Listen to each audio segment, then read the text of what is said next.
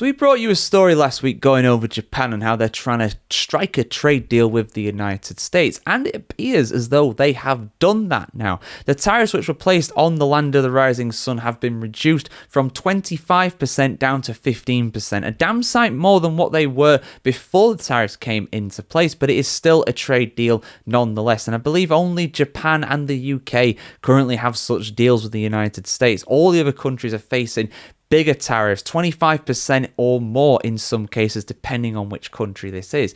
But despite that, despite this trade deal coming into effect, Japanese automakers are really worried right now. This has very much been a big hit against their profit margins. Why is this? Well, I'll explain all here in the video, guys. So, essentially, the biggest reason for this is China. China are causing a lot of problems around the world, not only when it comes to cars, but other things as well. But we'll just focus on cars here, with this, of course, being the Motoring Chronicle, guys, as always. So, China is making big inroads into the markets where Japan traditionally have done very well, like the US, like the UK, and many others around the world. And there's also been persistent structural challenges at home for these Japanese car makers as well. It's not just these threats from foreign countries, it's also those at home too, which are not really helping matters. So effectively, when these tariffs came into place for the United States, Japan basically tried to weather the storm in terms of how much these vehicles are cost. They didn't raise the price of their vehicles much at all, and instead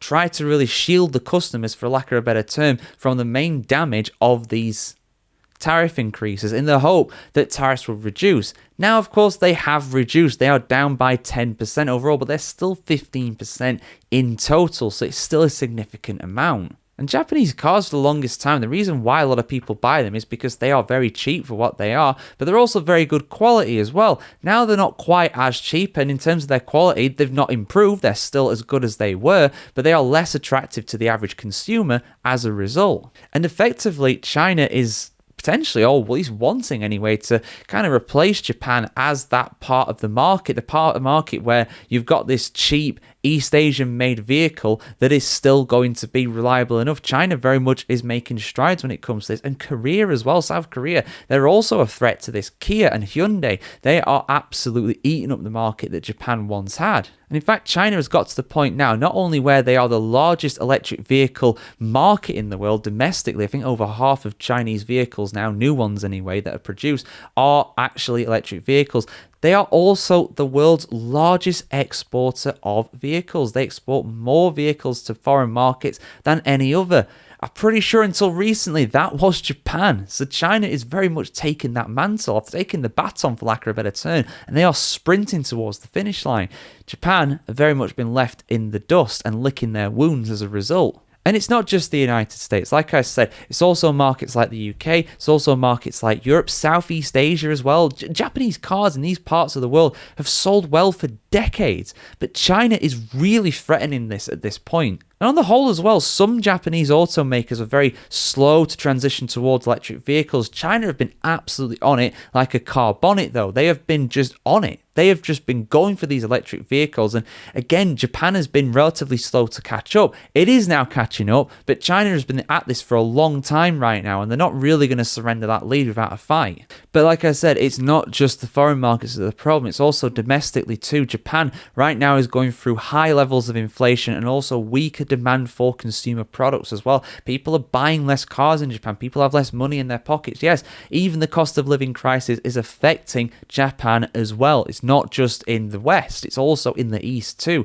A lot of these developed nations in the East are also suffering similar problems to what we are right now. Like I said, it's really bad for Japan. Take Nissan, for example. They are set to shut down 7 of its 17 plants in Japan by the end of the fiscal year 2027. And its global workforce is set to be reduced by around 15% as part of a restructuring plan, basically trimming the fat, for lack of a better term. But it's not a positive sign, especially if you're a worker for these companies. So yeah, Japan struggling very much when it comes to, it's good news they've got this trade deal, but it is significantly more than what it was before, and I would be shocked if the price of Japanese cars in the United States does not start to rise against them, because this is not a short-term thing like the tariffs were at first, right? This is not a negotiating period. This is what the trade deal now is set at.